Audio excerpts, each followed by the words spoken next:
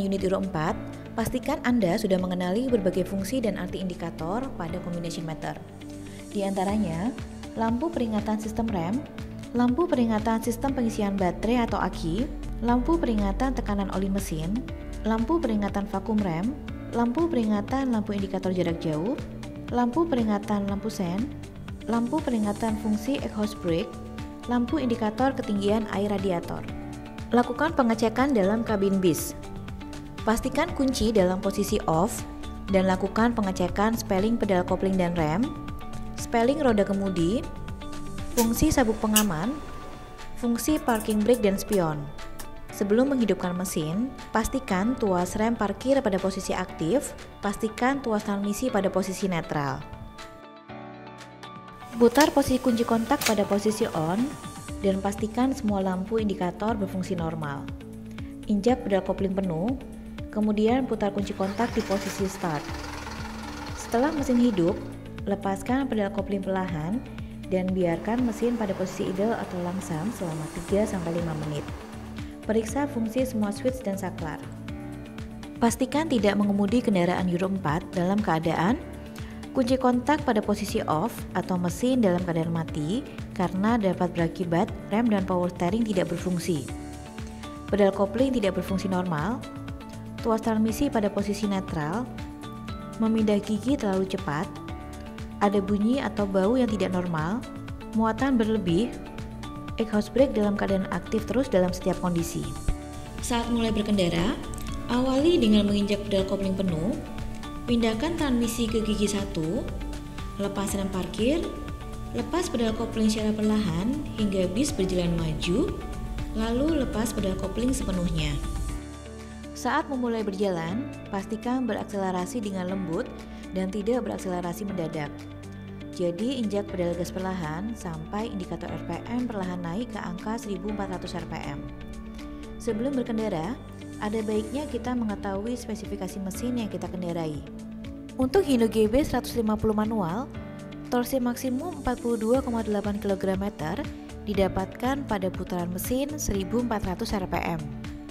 Jadi, usahakan untuk berkendara di putaran mesin 1400 sampai 2500 rpm untuk mendapatkan tenaga maksimum mesin. Apabila berkendara dengan putaran mesin di atas 2500 rpm, maka tenaga yang dihasilkan kurang maksimum dan akan mempengaruhi konsumsi BBM. Lakukan perpindahan gigi transmisi ketika putaran mesin sudah mencapai maksimum 2500 rpm. Pertahankan putaran mesin pada 1400 sampai 2500 rpm. Apabila sudah mencapai 2500 rpm, dapat ditambah ke gigi lebih tinggi. Dan saat menyentuh 1400 rpm, dapat dikurangi ke gigi lebih rendah. Sebelum melewati jalan yang menanjak, pertama, perkirakan kecuraman medan tanjakan dan pilih gigi yang dirasa sesuai sampai di akhir tanjakan tersebut. Untuk kondisi bis bermuatan, disarankan untuk menggunakan gigi 1 atau 2 sesuai kondisi tanjakan. Kedua, usahakan mempertahankan gigi yang sama dari awal tanjakan sampai akhir tanjakan dan pertahankan putaran mesin pada 1400 sampai 2500 rpm. Berpindah gigi di tanjakan. Saat tanjakan mulai landai dan putaran mesin sudah mencapai maksimal di 2500 rpm, maka dapat dilakukan perpindahan gigi transmisi ke gigi lebih tinggi. Injak kopling kendaraan, pindahkan tuas transmisi ke gigi lebih tinggi, dan pastikan kopling dilepaskan saat putaran mesin di kisaran 1400 sampai 1500 rpm. Lalu perlahan lepaskan kopling. Jika perlu, imbangi dengan gas untuk mempertahankan putaran mesin di atas 1400 rpm. Apabila tanjakan semakin curam dan putaran mesin terus menurun sampai 1400 rpm, segera lakukan perpindahan ke gigi lebih rendah. Injak kopling, pindahkan tuas transmisi ke gigi lebih rendah, dan pastikan kopling dilepaskan saat putaran mesin di kisaran 1400 sampai 1500 rpm. Lalu perlahan lepaskan kopling, imbangi dengan menginjak pedal gas untuk mempertahankan putaran mesin di atas 1400 rpm. Jarak aman ketika berkendara. Jaga jarak dengan kendaraan di depan kurang lebih 1 meter untuk setiap kecepatan 1 km per jam. Misal, pada kecepatan 40 km per jam, jaga jarak sedikitnya 4 meter dengan kendaraan di depan.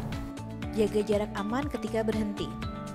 Ketika kendaraan hendak berhenti, pastikan memberi jarak aman setidaknya 2 meter dari kendaraan di depan. Dengan harapan, ketika kendaraan di depan mogok atau terkendala, kendaraan kita dapat mendahului.